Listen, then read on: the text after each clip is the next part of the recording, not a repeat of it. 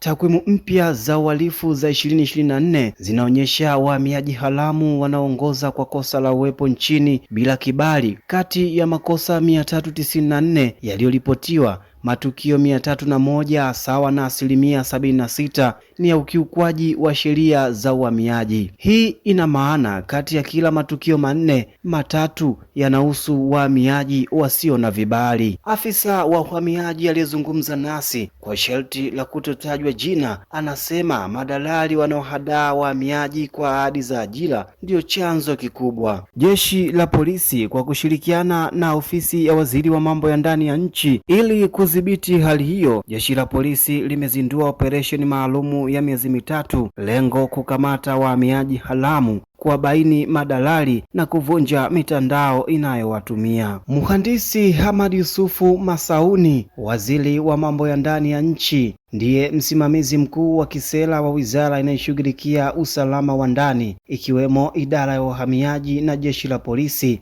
Mapema mwaka 2024 ametangaza mikakati ya wizara ya mambo ya ndani kuimarisha doria na kufunga zaidi ya vipenyo 1777 visivyo rasmi mipakani. Naye Dr. Anna Peter Makakala, kamishna jenerali wa uhamiaji CGI, ndiye mkuu wa idara ya uhamiaji nchini, amefanya ziara nyingi mipakani kama Geita na Kagera, akisisitiza kampeni ya mjue jirani yako na kuimarisha doria za idara ya uhamiaji. Nikiripoti kutoka chanzo cha takwimu za uhalifu 2024, ripoti za wahamiaji haramu kutoka jeshi la polisi, mimi ni Michael Mundela.